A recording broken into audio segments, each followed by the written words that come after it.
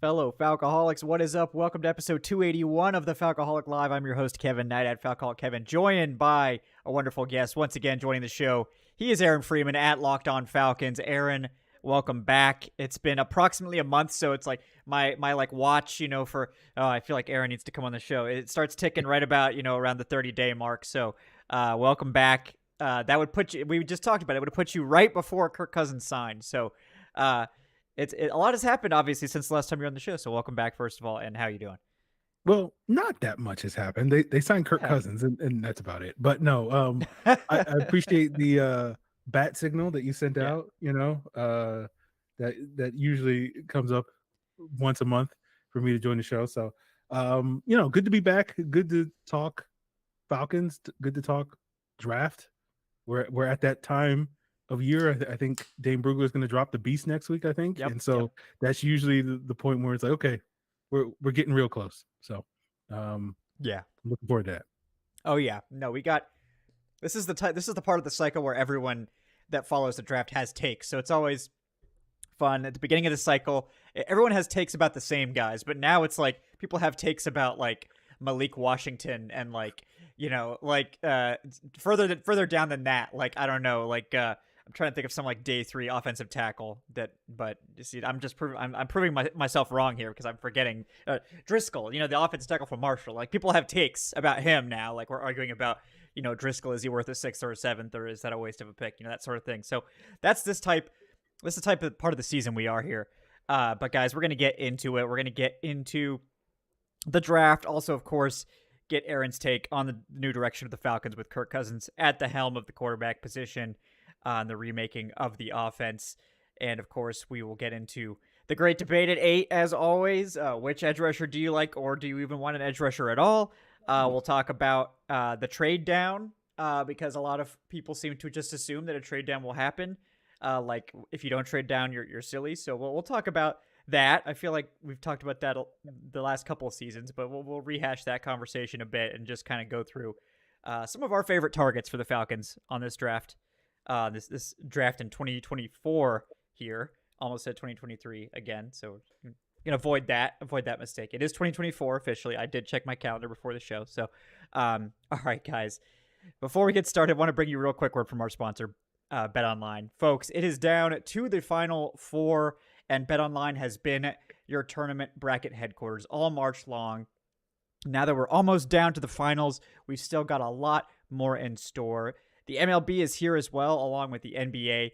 The NHL playoffs are right around the corner, and as always, BetOnline is your number one source for your summer sports wagering needs. Unless you're Bijan Robinson, your bracket's probably toast, and even Bijan, I'm sure it's not perfect anymore, but still, Bijan's probably, not saying that he was betting money, but if he was, I'm sure Bijan's in line for quite the prize, even based on that start. So congratulations to Bijan again. That's, for his faith in Texas, that got him pretty far in that competition. But no matter what you do, guys, head to BetOnline today to stay updated on all the action. And remember to use our promo code BELIEVE, BLEAV, for your 50% welcome bonus on your first deposit. BetOnline, the game starts here. All right. Well, let's start it off, Aaron. I do want to get your take because I feel like we talked about it a lot before the signing happened, but it's official. Kirk Cousins does join the Falcons. And we've got a new direction at quarterback, at least for a few years. I'm curious what you think now that we've had, a month to sit on it. And we've seen some other additions, of course, at wide receiver along the way. But what do you think about the decision to go with Kirk Cousins? And how do you feel about this team going into this draft cycle?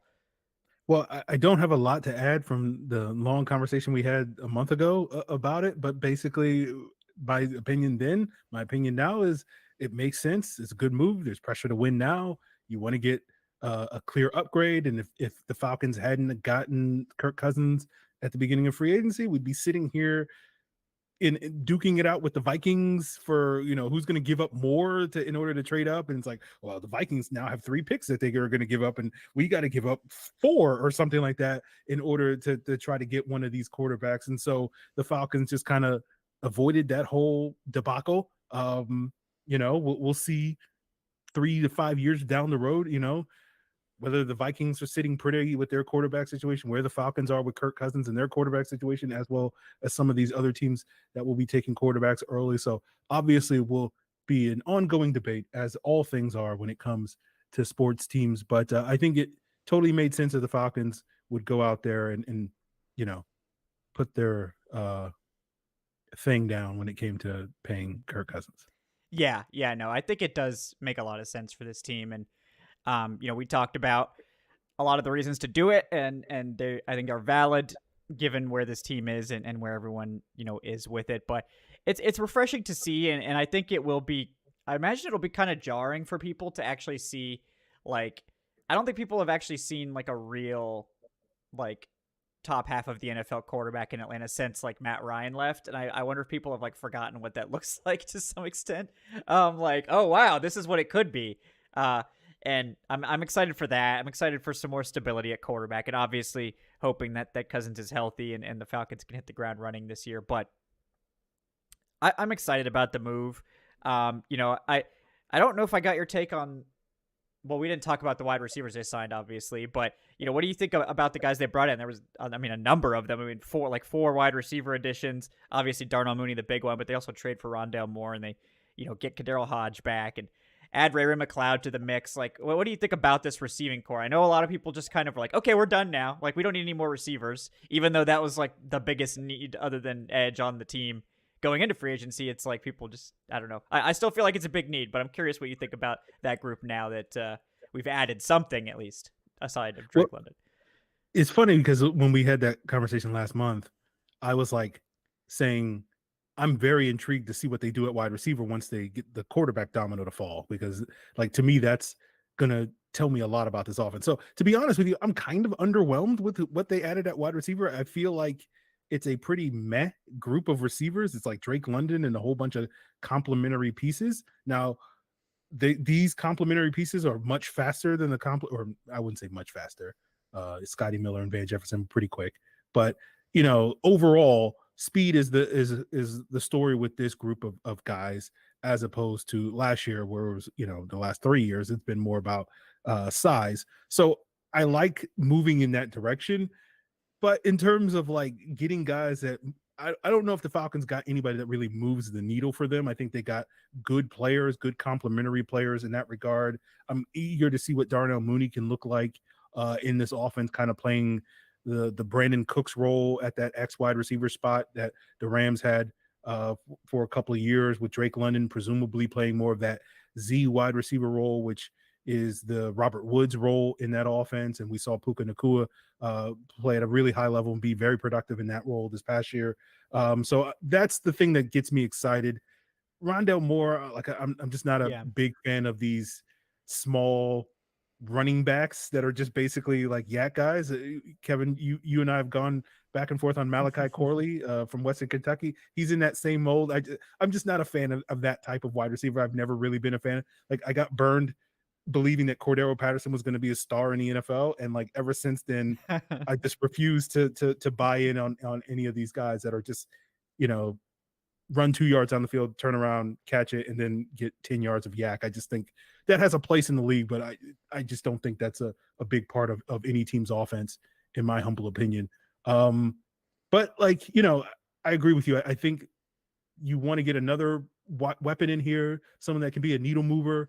I think, in an ideal world, they get one of the top 3 guys at the top of the draft, but I don't think we're living in that ideal world. I'm sure when we get to the conversation about trade back talk, like, the wide receivers, I think, are going to be a central part of the Falcons' ability to trade back. If one of those guys is there at 8 and someone wants to come up for one of those guys, we'll see. Now that Buffalo traded Stephon Diggs, like, that's another avenue there potentially. But we'll see how that all plays out. So it's a deep class. So I think they'll be able to get a good player. I'm thinking they might target more of a slot type. So the Ladd McConkey truthers, the Jalen McMillan truthers, some of those guys that are more slot oriented guys, Roman Wilson, like those guys make a ton of sense, I think, potentially on day 2. So we'll see if the Falcons target one of those guys to sort of add to this group. And hopefully I won't have to be ripping my hair out watching Rondale Moore be the number 3 wide receiver. Yeah, exactly. I think like people are kind of overrating like Rondale Moore's potential like a lot, and like I like Rondale Moore, and I think obviously it's you don't really have to give up much to get him, and you're not paying him a whole lot, so I think it's a worthy swing to see if he can get back to, because I think 2022 he was on like 1,000 yard pace, like he was looking really good and looking like he was finally getting comfortable in that offense, and then gets hurt, and it hasn't been the same since then. Obviously, playing with Josh Dobbs wasn't the same as Kyler Murray, but didn't get back to those heights again. So it's I think people just assuming he's going to be this productive wide receiver three and to the point where like you don't need to address wide receiver anymore. Like we're just done with wide receiver now. Like I just don't think that's correct. Like I think wide receiver is still a big need, and I do think Darnell Mooney like could be a needle mover for this team, but again, you're hoping that he gets back to his heights.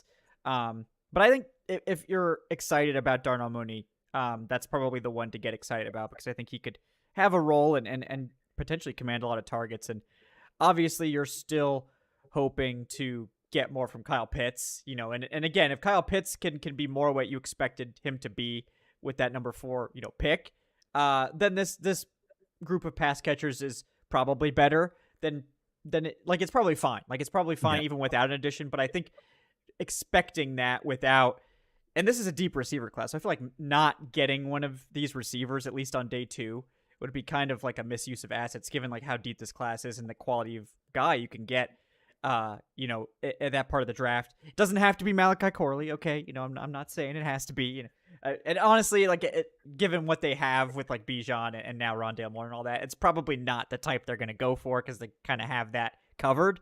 But I think there's a lot of good receivers, so I would still very much like to see the team go after a receiver on day 2, maybe even on day 1 at 8 if that type of guy is there. But kind of on that note, what do you think about 8th overall? Because it seems like the betting markets and the NFL at large is just like the Falcons are going to take an edge rusher. Most people seem to think it's Dallas Turner. There's been some buzz about corner. They're going to be hosting Quinyon Mitchell this week for a top 30 visit. But there's also the wide receivers. One of them could potentially fall, and Joe Alt is the other, sort of guy that's out there I think that people are considering. So I'm curious what you think. Do you think it really is just like they're going to take whichever edge rusher is there? Or are you thinking that one of these other positions is actually high in consideration at that spot? Yeah, I mean, right now, and if you bring me on next week, I might have a different answer. But right now, I do lean more towards edge rusher, but like I don't think it's like a slam dunk or anything. Like let's say there's like a 60% chance that they'll probably take an edge rusher. At 8, probably the 30% chance is corner, and then like 10%, whatever else. So it's an interesting conversation, because like I haven't done that much homework on DBs in this class, either corners or safeties. Mostly because I'm just like, trying to go. Basically, I just made the decision of like they're gonna bring in pieces there, and who they bring in and what they value at that position is going to tell us a lot more than me trying to do the homework ahead of time. It's like I'll learn more about what this team's vision is afterwards, after the draft, as opposed to before the draft, when it comes to doing that stuff. And so part of me wonders a little bit, would they take a corner with the idea that, Raheem Morris and Jimmy Lake may have this idea that like we can scheme pressure better than, we can scheme coverage, right? And so that would lead you towards maybe taking a corner and waiting on an edge rusher in the draft. And I could see that happening. But I think the betting favorite is Dallas Turner. I think most of the Falcons' tendencies tend to suggest that that's probably where they'll go. So, to me, it makes total sense to bet on that as the most likely one. That's probably the safest bet at this point in time. But, one of the things that's going to be interesting with this, because I today I was working on building my consensus board by looking at like 22, I think, and that number will grow in the next 3 weeks, but 22 different draft boards. because historically under Terry Fontenot, this team tends to go chalky when it comes to drafting players based off of consensus early in the early rounds, right? They're not going far off the radar when it comes to that. Now that was different from the Dimitrov era under Dan Quinn, where they would take players that most people thought were second round picks, AJ Terrell, Keanu Neal being two of those guys, pretty high in the first round. And when I look at the consensus board, like Dallas Turner is like consensus 9, right, at this point in time, based off of the ones I have. And like I got 22 different big boards. Dallas Turner's in the top 10 in 12 of them. Jared Verse is in the top 10 in 4 of them. Laiatu Latu is only in the top 10 in 1 of them. And so based around that, like it clearly seems to be that the consensus is Dallas Turner's the top guy, right? And so based off of this team's draft trends over the last 3 years, that seems to be the direction to go. But then again, Raheem Morris is different, right? Like that was under Arthur Smith and Terry Fontenot. Now it's Raheem Morris and Terry Fontenot. And maybe Raheem Morris is going to come in here and basically like, I don't really like that guy, and be more that Dan Quinn style of coach of like, this is the type of player that I'm looking for. And, someone else fits that archetype a little bit more. Although I would be, I think Dallas Turner is a great fit in terms of what I expect the scheme to want to do with the simulated pressures and having a guy that can not only set the edge, can drop into coverage and rush the quarterback. And I think he has the upside to be an impactful pass rusher. I think he has a higher ceiling than the other top edges in this draft class, but we'll just sort of have to see. So, basically your guess is as good as mine when it comes to what the Falcons going to do. I'm basically just letting it all wash over me. And so like they'll do what they do and we'll react to it on Thursday night. And 30% of the fan base is definitely not going to be happy because they never are when it comes to the draft. And we'll see if the other 70% is happy. We'll see. Yeah, I mean, like it what do you mean, Aaron? You can't just sit there and not have just the most firm take, and if your take is wrong, you have to let us call you out. So how dare you for not giving us some take that we can clip off and no. Yes, like you're right. Ultimately, like we were never going to get clear intel on who they want. I think we were starting to get to the point with Arthur Smith that it was like easier to predict what these guys wanted. It was an offensive player usually, it seems like. I don't know if that's going to be the case with Raheem or what they're doing there. Yeah, but if Arthur Smith was still the coach, Brock Bowers would definitely be the pick. That's I'll just sit there and say it. He would definitely be the pick at 8. Yeah. But now everything's out the window because Arthur Smith is gone. Yes, exactly. We have no idea now. But I am curious. Like, is Dallas Turner your preferred guy of the 3 edges? I've been coming around a little bit more on Latu because his testing was better than expected. But I also agree with like what you're saying with their tendencies. Like they value length. Like they've all like under Fontenot's drafting, they've pretty much always valued length, and that's the one thing that Latu doesn't have. So curious, like, is Dallas Turner your preferred guy, or do you like one of the other ones better? Right now he is. I'm going back into the film to really kind of do, I guess, a final pass through before the draft. And this week I'm working on Latu. Next week I'll probably take a deeper look at Dallas Turner and then Verse as well. So right now I kind of stack it Turner, Verse, and then Latu. But I feel like, to me, I'm pretty confident Latu is going to be 3 for me in that group. It's just a question of, do I come away feeling better about Turner and Verse? And those guys, I still might flip those guys 1 and 2, but I think it'll probably wind up being Turner, Verse, and then Latu. Yeah, no, I think that makes sense to me. And I've had Verse number 1 throughout most of this process, and I'm wavering a little bit after this athletic testing, but mostly because I think the guys were all pretty close to begin with. It's not like one of these guys was like clearly number 1 and the other 2 were just like way off, and it's like, oh well, the athletic testing changed everything. No, it's more like it's slightly adjusting grades to the point now where maybe Latu might edge out Turner or Verse, but they're all good. So that's a good problem to have. And that's another part of the question about a potential trade down, is that the Falcons do have options at edge where, if they really do like Latu, they could consider trading down. But the other side of that is like, who are teams trading up for? And that leads me into one other question. I know Brandon Brass had a question about it as well. Like he was talking about Neighbors, but really Neighbors or Odunze at 8. If one of those guys is there, I mean, are you tempted to go for them, or does it still edge priority for you over those two receivers?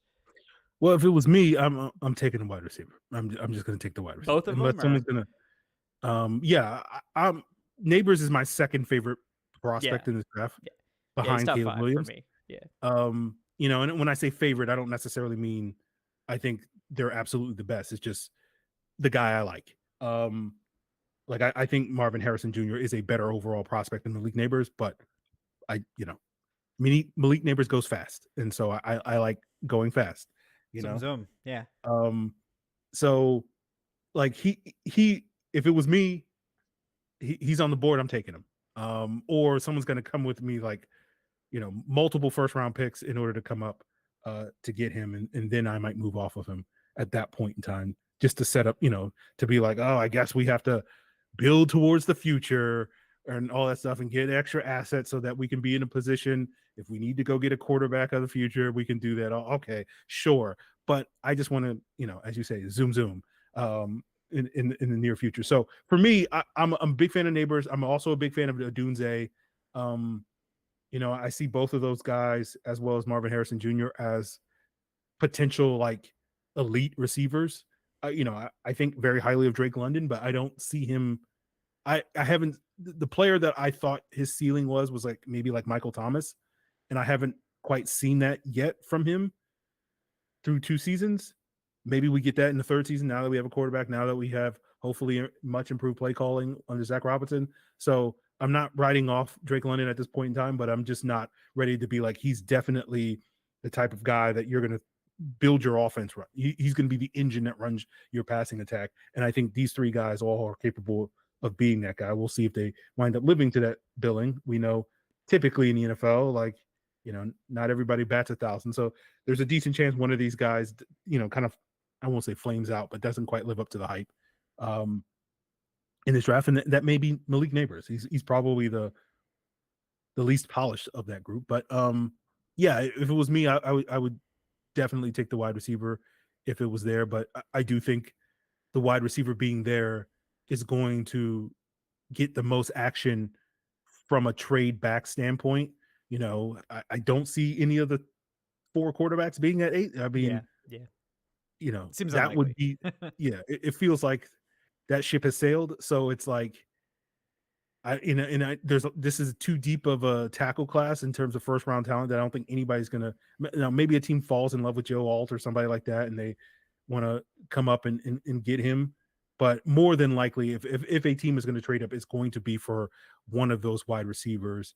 And so we'll just see how that goes. So but to answer your question, I would definitely take one of those wide receivers at 8 if they were there. I don't necessarily think the Falcons are going to do that at this point in time, but we'll see. Yeah, I mean, it's curious to me because I think from a BPA standpoint, I think I'll have the 3 receivers above the edge rushers in this class, and I'll also have Joe Alt above them on that note. I know George Costanza loves Joe Alt, and he was saying that I'm going to continue beating the Joe Alt drum if he's there at 8. We should really consider taking him because, Cousins needs to be protected. That's true. Also, shout out to George for sponsoring this year's draft party giveaway. We'll be giving away four $50 NFL shop gift cards during the draft party. Once again, folks, so make sure you're tuned in for that. I believe we'll do it like we did last year. So like 3 of them will be sort of open, and then we'll have a 4th one for the patrons and channel members that we'll just random off during the show. So thanks again to George for sponsoring that. But yeah, I mean, on the topic of Joe Alt, and then we'll sort of shift into the discussion about potential trade. Like, what do you think about that idea? Because again, I do think people that have him as a top 5 talent in this class, I think it's legit. It's not exactly super clean because the Falcons are paying 2 tackles right now. They're not really gonna be able to get out of either of those deals. I mean, maybe you could talk about trading one of those guys, but tackle is not an immediate need, but like a 2 to 3 year need. So, from that angle, it could make sense. But what do you think about Joe Alt? Because if the receivers all go and we get 4 quarterbacks, then it's very possible Joe Alt is the one that's sitting there at 8. Yeah, I'm not that high on the idea of taking Joe Alt. I like him as a player. He may go on to be, one of the greats or something like that. And I'll be like, that's fine.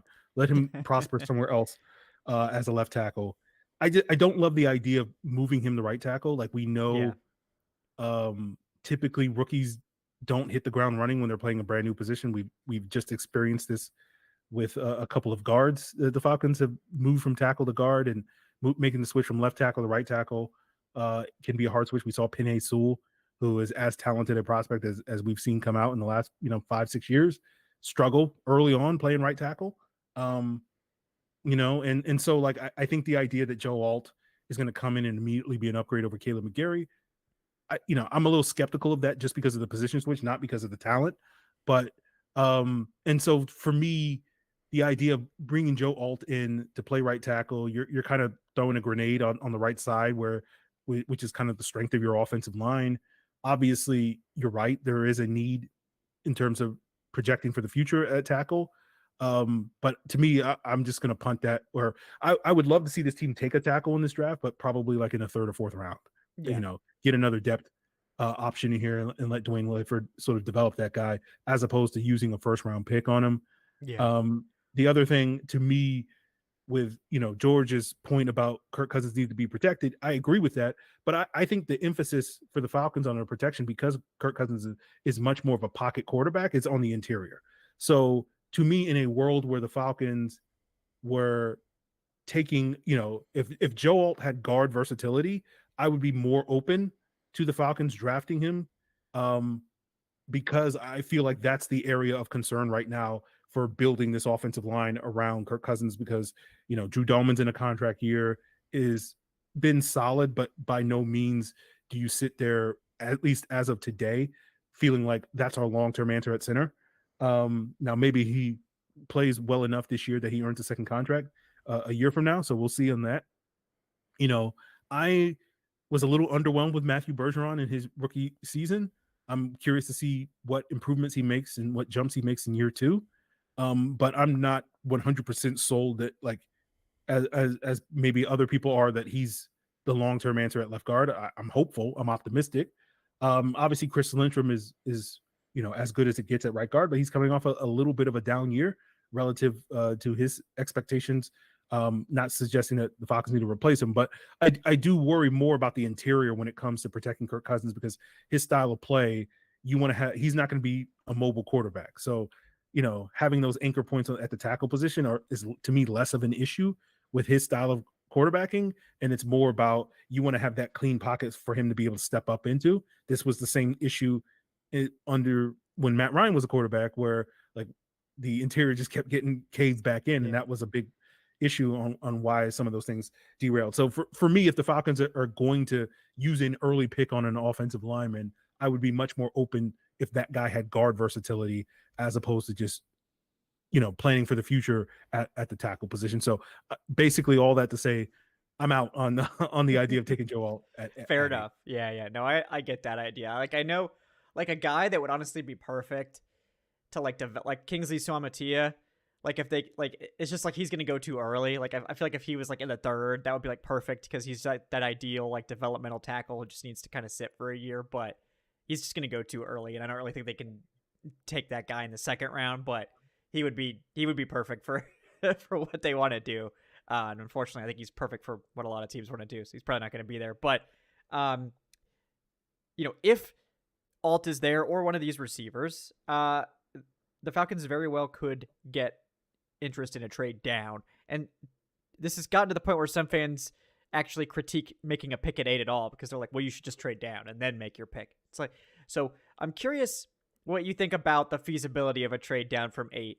Let's say, like, and I think you and I both know that the feasibility is like less than 50%, even though I think a lot of fans treat it like it's just going to happen. But what do you think the most likely path for a trade down is for the Falcons, and how feasible do you think it is in general that something like that could actually occur on draft day? Well, for years, Falcon fans have been like, we should just trade down. And every year Just I just trade like, down. yeah, sure. But you got, it takes 2 to tango. But I think this year, of all years, of all those years where you should just trade down, this is the year where I think fans are not just talking out their butts, right? Like, so I do think it's feasible, but again, as I mentioned earlier, like I think it really depends on one of those premier wide receivers being there, and some team just being like, "This is our guy." And I've seen Jacksonville thrown out there, Buffalo now that they traded Stephon Diggs. And I know Arthur Smith refuses to have wide receivers on his roster, but Pittsburgh could certainly use another weapon. I'm sure there's probably a couple other teams that I'm blanking on as we speak. I know Indianapolis Yeah. wants another wide receiver, but they're not going to trade up. But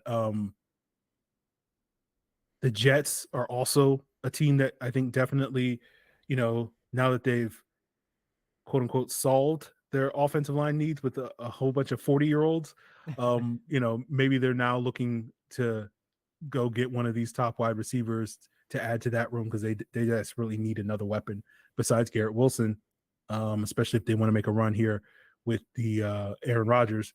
So I think there will be options potentially. I think there are greater probability of the Falcons trading back this year than we've seen in a very long time. So I think it's a viable solution, and I think because if you're the Falcons and you got tunnel vision on taking defense with that first selection, and I think it's kind of the conversation we're having where it's just like the top three edges are kind of jumbled together. The top two or three corners are kind of jumbled together, and like if you're the Falcons, like again, it's easy for us to say this. The team obviously is going to have stronger preferences because they're actually doing the evaluations. But if you imagine that they're all kind of clustered together, just like why not move back, 2 spots or 5 spots or 10 spots or something, pick up an extra third or whatever, and we'll still be able to get a guy that has basically the same grade as whoever our top guy is. And so that makes sense to me. So I do think a trade back is an option, but obviously it just really depends on the board falling a very specific way. And to me, it requires one of those, in all likelihood, it's going to require one of those 3 receivers to sort of fall there. And depending on who you ask, a lot of people think it'll be 4 quarterbacks and 3 receivers to be the top 7 picks. So we'll see. And like, we could very easily see one of those teams trading up, but instead of trading up with the Falcons, they just trade up with the Titans. Right. Yeah. So like it's one of those things where or the Chargers or the Giants or the Cardinals or whatever. So it's one of those things where it's like it's easy for us to sit here and say, yeah, we'll definitely have a trade back option, but maybe we won't. Maybe the action is earlier in those top 7 picks as opposed to pick 8. Yeah. No, I think that's definitely a big consideration, and I agree with basically what you said, which is, there's a good like a better chance than usual, I guess we should say, that a trade down could be available, but it really depends on how things fall, and it also depends on the compensation, because there's a non-zero chance that it's actually teams like quite far down that are trying to trade up, and it's like, are you really trying to move back 7 spots, 10 spots, whatever it might be? Are you willing to risk losing your guy? And what kind of compensation are they going to be offering? Are we talking future first? Are we talking like multiple day 2 picks? Like, that's a big consideration. But yeah, I think they have a decent chance of pulling off a trade down if they want, but it's far from something that I would assume is just going to be an option. So, consider it, folks, but don't assume that a trade down is likely. It's probably never better than like a 33% chance at any given time, because we don't know if the Falcons want to do it, first of all. We don't know if anybody else wants to do it, second of all. And third, whether it happens or not probably depends on exactly who is available at 8 at that point. And we won't really know that until draft night, which is why it's fun. But yeah, we'll see how it all plays out. But that's definitely been a very popular idea lately. But we did have an interesting question coming from CMAS 231 with the $10. Thank you, man. He says, I'm curious what you think is more likely if the Falcons do some maneuvering in the first round. Say they basically trade back into the first round later. Would it be more likely that they take their edge rusher first and then trade back into the first round for that cornerback, or more likely that they take that cornerback and then trade back into the first round for the edge? I think to me, I think the edge and then corner makes the most sense given like the way the board is probably going to fall, and where the talent is, because I think there's probably still some good corners available towards the end of the first round. But um, yeah, I'm not sure. I don't know. I mean, I honestly don't know if they would really feel like they had to trade up into the first round for a corner or an edge. Like I don't really think there'll be an edge like worth it at that point, but corner maybe. But I'm curious what you think if they do trade back up into the first round, if it would be more likely to be for corner or edge or something else. I I kind of have the reverse opinion. I think corner first and then trade up for an edge, just because I think that second round talent is much thinner at edge than it is at corner. Like Yeah. I think you can wait if you take an edge at 8, you can wait to 43 and see who's available. Again, I say that as someone who has not done that much homework on the cornerback class, but just looking at the general rankings and the general vibes that I've heard and the glimpses of the players I've heard that I've seen, Yeah. like I think there are going to be plenty of solid options for you at cornerback if you wait to 43. Um, I don't know if that's going to be the case at edge rusher.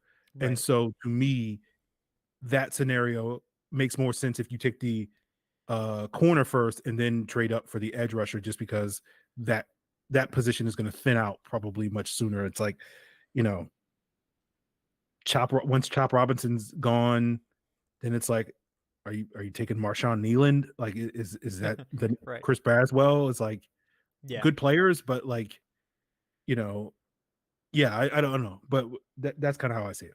Yeah. No, that's an interesting question though, for sure.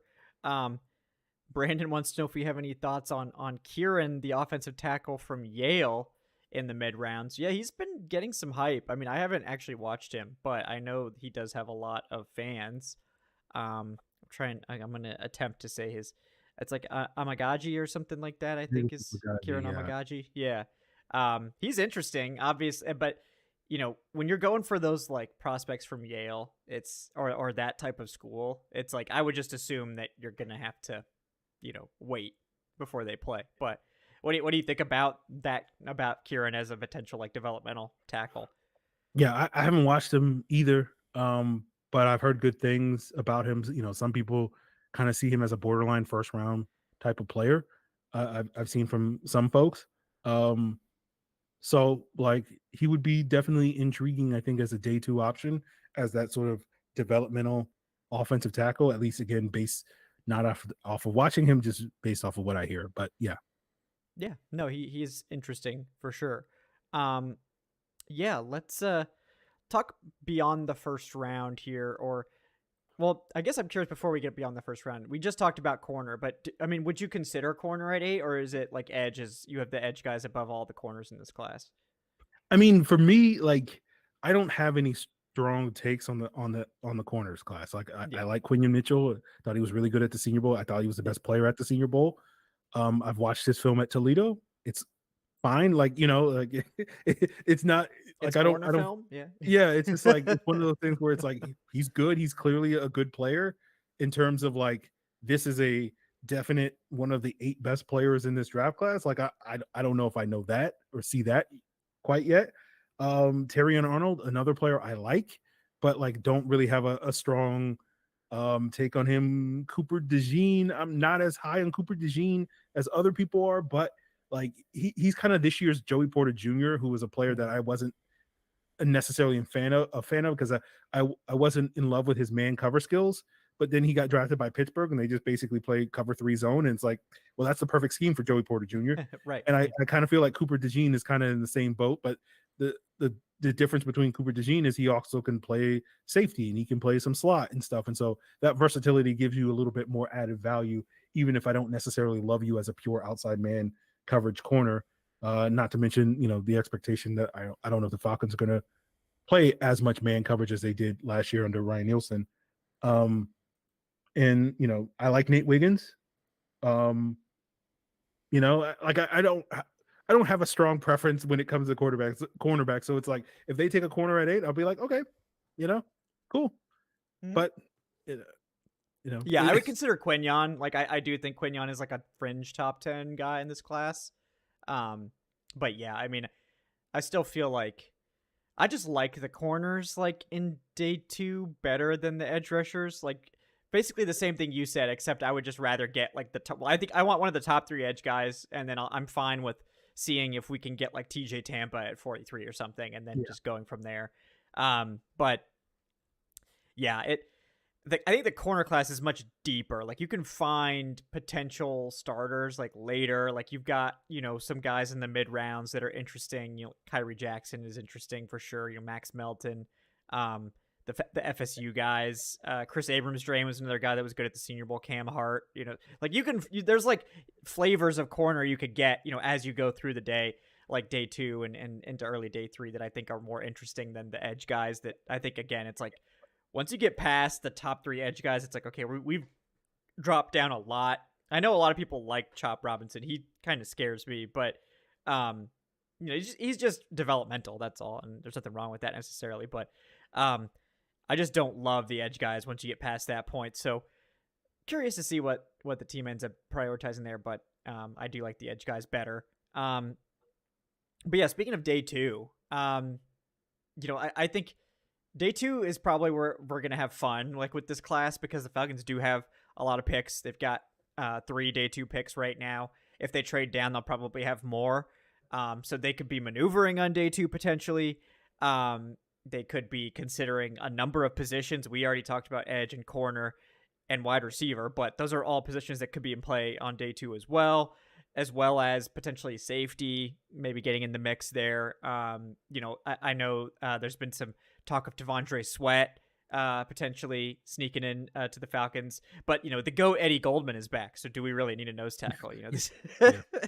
I've never seen a guy like stick with a team for 3 years while never playing. Like I don't think this has ever happened in Falcons history, but Eddie Goldman, man, he's the GOAT of the offseason every year, that's for sure. But like curious where you would prioritize and target on day 2, because we did talk about wide receiver. If they don't take one at 8, that's a good place for that.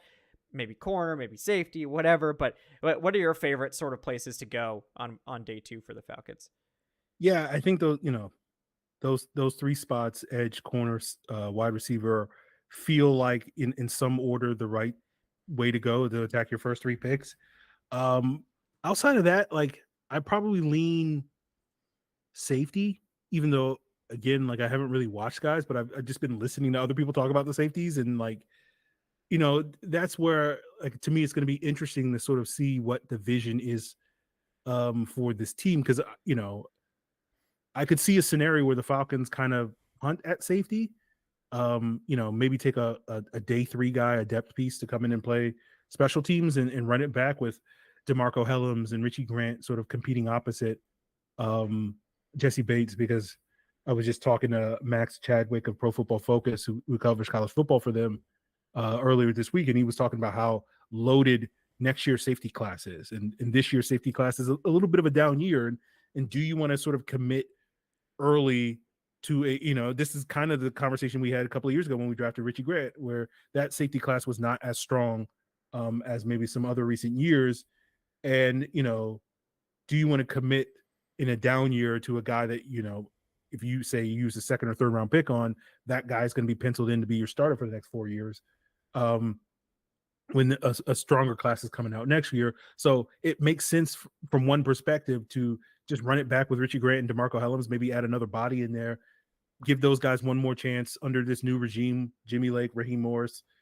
Jerry Gray, safety whispers or whatever, see if you can get more out of those guys. And if it doesn't work out, then you have an opening next year, natural. Richie Grant's a free agent. You let him walk in free agency, and in a strong safety class, like maybe you can get that sort of long-term answer there.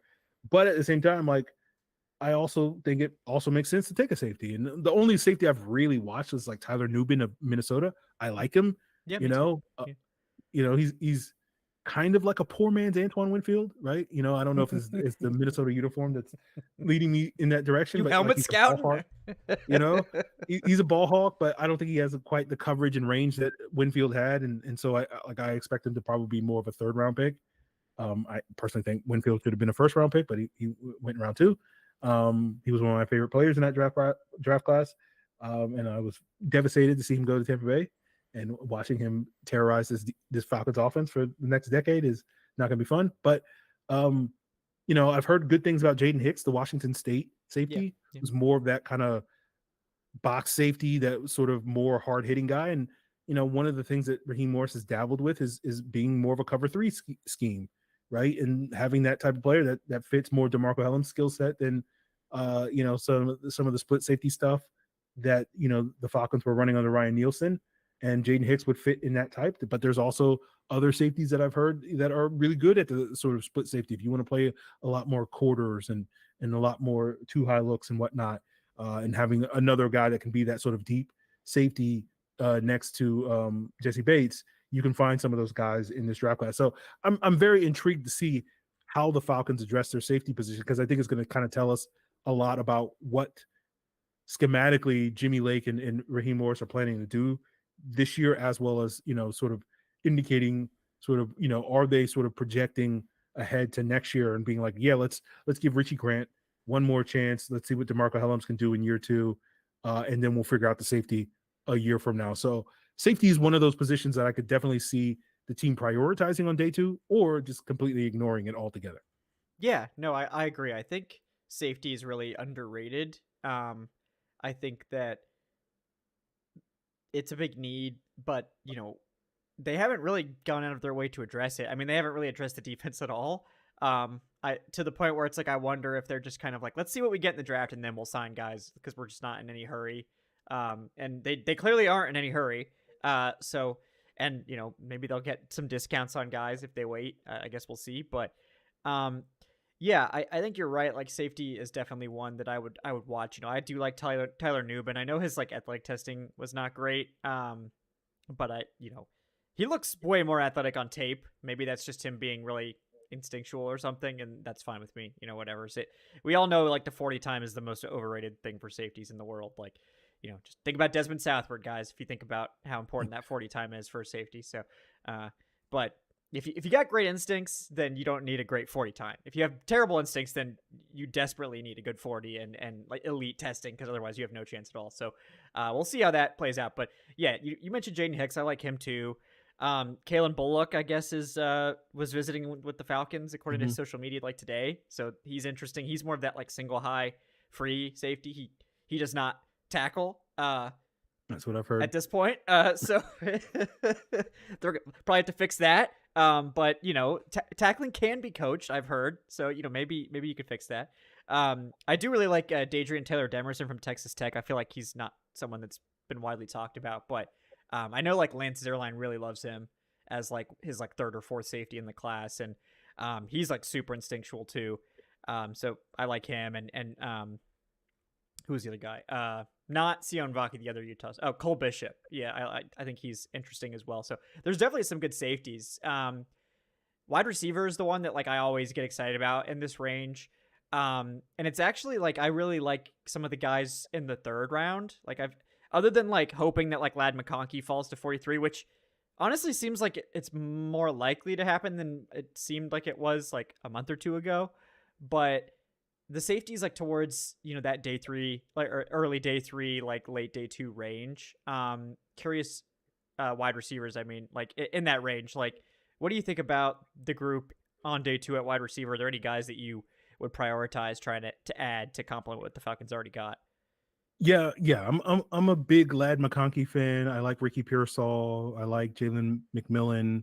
I'm not as in love with Jalen Polk as maybe other people are, but I saw, yeah.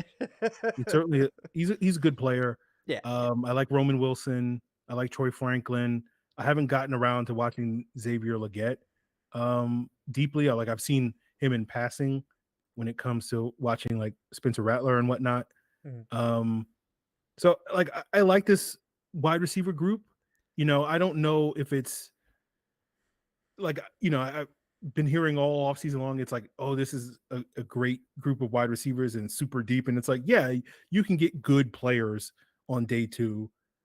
I don't know if it's as good at I don't know if you're getting stars. Like you're getting more like guys that are like high end number 3s, and maybe a couple of those guys go to the right situation that they can be turned into number 2s, more so than just like these, these guys that are going to be like dominant players in the NFL or whatnot. Like we've already mentioned Malachi Corley. I'm not as big a fan of Keon Coleman. So there's a couple of guys that are in that range that I'm just like, I don't think they're as good as people have been hyping up. Like, some people have Keon Coleman as like a top 20 talent in this draft class. And I just like, I don't see that at all.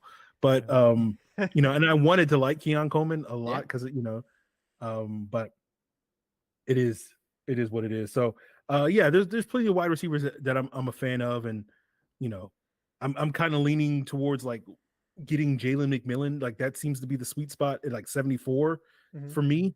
Right. But we'll see how that all goes. Like it'll really depend on if there's a run on wide receivers at the end of round 1, which I think some people are predicting that there'll be a run on those guys. And then that may move up a lot of the guys that you expect. That's where the Ladd McConkey might sneak into the first round, and that's going to push guys up the board. And so maybe you have to get that guy at 43 as opposed to waiting to 74 to get that guy. So it'll all play out on draft day, but that 74 pick seems like a sweet spot for me personally to get one of those, I guess, tier 3 wide receivers or whatever you want to call them. Yeah, it's one of those things. It's like you wonder if like it's a good class, so teams just start pouncing on these guys. Like, I mean, we know we're going to see 3 probably go in the top 8, but like, Brian Thomas Jr. and N.I. Mitchell, like maybe they both go in the top 20, and then it's like you just see like a mad scramble after that. Or sometimes it happens the opposite, where it's like teams know there's wide receivers on day 2, so they just kind of wait.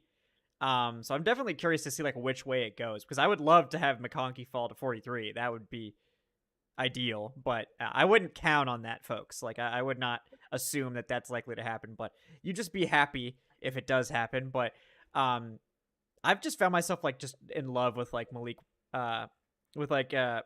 Washington. Just like I just think his game is really interesting. I don't know if you've seen him at all yet, but he just seems like that like early day 3, late day 2, like slot receiver that just comes in and just gets like 800 yards just because he's a target hog. But yeah, I mean, I don't know how you feel about Malik Washington or any of those other later guys as like more complementary pieces. I agree with you. I do like McMillan, and I think Jalen Polk is interesting as well, but it's like, yeah, I don't know. Xavier Legette too. Like if you want to swing for that like wide receiver 2 upside guy, it's probably Xavier Legette, but he's probably not going to play a lot like this year. Like he might be like a sort of Jonathan Mingo-esque character this year, which like I like Jonathan Mingo, and I tried to tell people like I don't know that Jonathan Mingo is going to like come in and like immediately be like a wide receiver 2. I think he has great potential. So that could be like Xavier Legette's timeline, and that might piss a lot of people off. So consider that if you like Xavier Legette, that it might not be an instant thing, but I do like him too. But yeah, I don't know if you have a take on like Malik Washington and those other like later guys. Yeah, I haven't done a deep dive on Malik Washington, but from the glimpses I've seen, yeah, he's definitely one of those guys. Like to me, the scenario I'm envisioning is if that run does happen, maybe sometime in round 2 or late round 1, and starts pushing guys up, like then okay, and Jalen McMillan's gone or whatever, then okay, Malik Washington's maybe the guy that you get at 74 or 79 or something like that. So he's a guy that does intrigue me. At some point, I'll probably take a deeper look at his film between now and the draft. But yeah, I've liked the glimpses I've seen of him as another guy that fits that mold. Yeah, definitely interesting. And yeah, I think we've covered most of the bases. I don't know. Let's see. I know we had George is out here caping for Brock Bowers, saying that Bowers would make this offense difficult to handle. I think he was a top 3 player in this draft pre-injury. If you guys insist on not taking Joe Alt, why not take Bowers? It is. I mean, Brock Bowers is very good. Like, don't get me wrong, George. This is not a regime that like prioritizes tight end. Like again, like what Aaron said. Like if Arthur Smith was here, we would like be having unironic Brock Bowers conversations right now. Like he would be the pick. I would sit here. He would be the pick. Yes, yeah, like we would know. We could confidently bet on it at this point. But as confident as you can. 100% certain Brock Bowers would be the pick. Can't lose, Take it at negative money. But for this team, I don't really think that they will. But Brock Bowers is very good. No slander meant towards Brock Bowers whatsoever. But yeah. Oh, Mad Tom K also asked about Malik Washington. I guess we did cover that, Mad. So thank you for the question, though. Appreciate you, man. Michael Scott says, I've seen Drake May somehow falling and a couple of mocks since his pro day. If he's there, do you think we take him to be the heir apparent? He will not be there. Like, let me make that clear. Like, I don't think any of the 4 quarterbacks are going to fall. The whole thing with Drake May is just, to me, like, BS. Like, I don't really think that he's getting out of the top 3, much less the top 6. But if Drake May was there at 8, I think you have to consider it, obviously. You also have to consider the massive haul of picks you're going to get from somebody if he is there. And that's exactly why he's not going to be there. Because the second Drake May makes it out of the top 4, there's going to be teams clamoring to get him at 5, at 6, at 7. And if he's still there at 8 and no one was able to get a deal done, then I would gladly take whatever deal they're going to get. But, I mean, yes, if Drake May's there at 8, I think you have to consider that for the Falcons, just because you're like, okay, the gods have willed us to have 2 quarterbacks, I guess, so we can't say no to that. But let's say that he does fall there, Aaron. What do you think? Would you consider that at that point, if you have a quarterback fall in your lap to that extent? I mean, again, if I'm running the draft, yes, I'm sprinting to the podium and taking Drake May because, again, probably my 3 favorite prospects in the draft: Caleb Williams, Malik Neighbors, and then Drake May. So I'm definitely taking him. I don't think the Falcons are going to do that just because they're kind of stuck with Kirk Cousins for at least 2 years. And it's just like, are we going to use a top 10 pick on a player that's not going to play at all? Again, this is the Justin Fields conversation revisited, where that's part of the reason why the Falcons has passed on Justin Fields, because they weren't convinced that they were going to move off Matt Ryan anytime soon. Now, a year later, they decided to move off Matt Ryan. So, yeah. You know. So plans do change, right? We do definitely understand that in the NFL, not for long, all that stuff and more. But I would be shocked if the Falcons did that. But it's all moot, as you said. Drake May's not getting, like, there's a chance that he falls out of the top 3. Like, there's a chance. There's no chance he's falling out of the top 4. Like, if he's there at 4, Minnesota is like, this is our dream scenario of the top 3 teams overthinking it and taking Jaden Daniels and taking JJ McCarthy, and they're just going to let us get Drake May. And we were able to pivot off of Kirk Cousins to Drake May and have this high upside quarterback that, you know, I know there's a lot of polarizing opinions when it comes to Drake May, but, you know, there's no doubt that he has the tools and the potential to be one of the best quarterbacks in the NFL. And this is exactly what Minnesota has been envisioning, this exact scenario. So there's a 0% chance he's getting past 4. Right? This is what they've done, all the stuff that they've been doing for the last month to try to position themselves in a position for this exact scenario to go down. That's their dream scenario at this point in time. So he's not getting past 4, but in this hypothetical world where he does somehow, you know, I don't know, a gas mask video drops on draft night or something like that, similar to Laramie Tunsil, that causes a stir. Yeah, I don't see the Falcons doing it, but if it was me, I would 100% do it. Gas mask be damned. Yeah.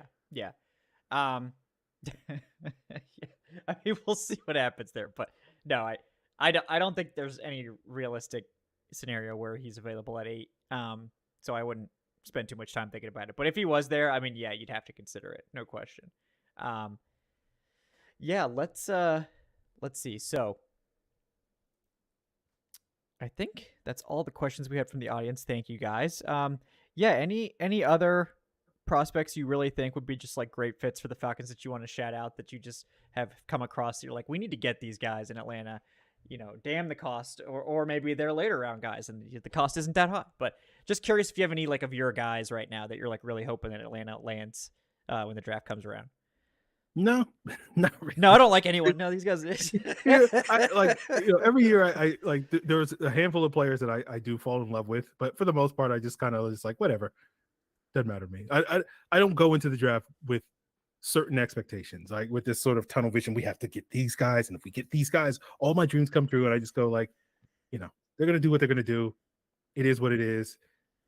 Every year we sit here and we're like, we got to get this guy, and we got to get this guy, and we got to get this guy, and then they draft somebody else, and then 24 hours later you're like, you know what, I've thought about it a little bit more, and I actually like the pick that the Falcons actually made. And it's just like, all right, let's just skip the middle step and we'll just get to that point in the end. So that's usually how it goes. And there's always like one pick that the Falcons make or I'm just like, really? But like, you know, as long as it's not the first round pick, I'll be fine.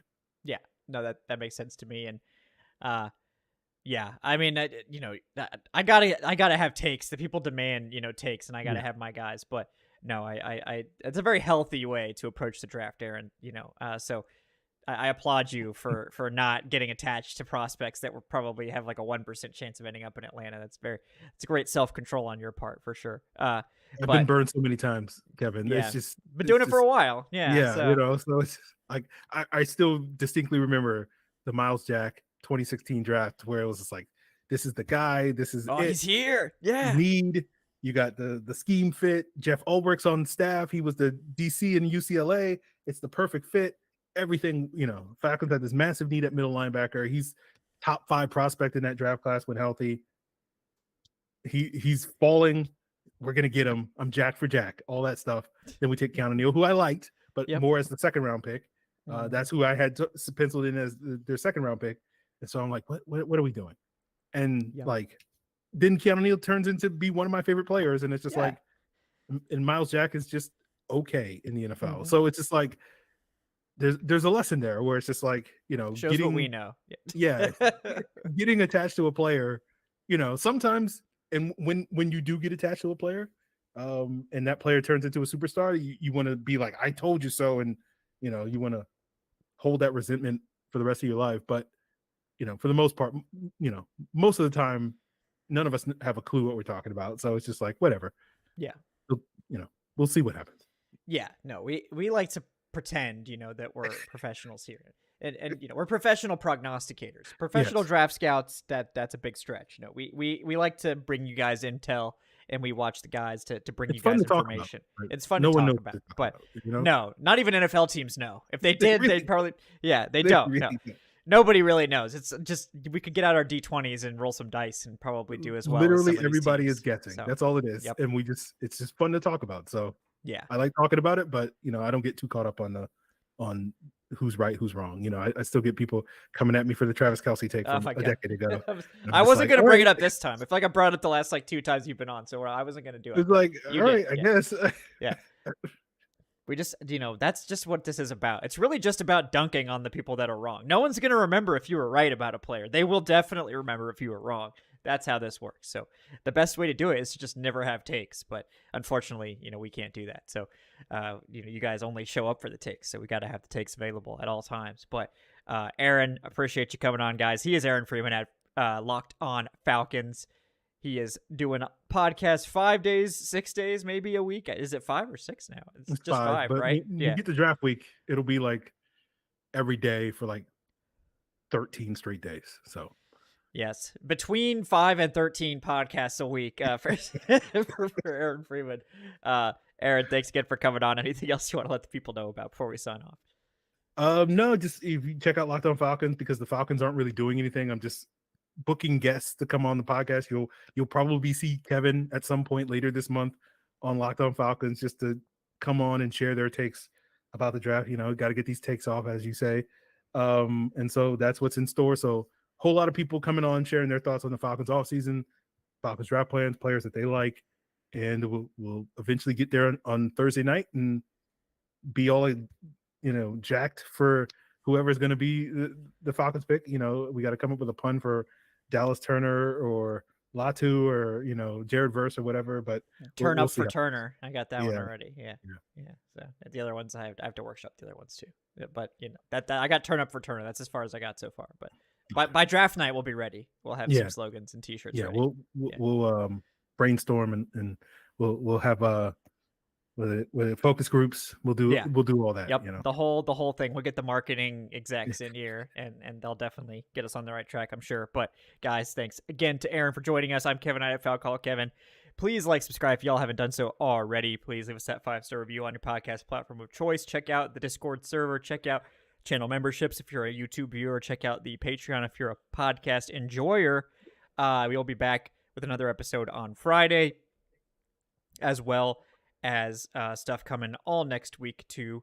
I believe next week we'll have Will McFadden. I'm working on getting Thor Nystrom on here as well soon, and we will have as many draft guests as we can cram in the next couple weeks, as well as another live mock coming soon too. I know you guys enjoyed the first one, but until then, guys, thank you so much for watching. Thanks again to BetOnline for sponsoring tonight's episode. Until next time, guys, thank you for watching the Falcoholic Live. We'll see you soon.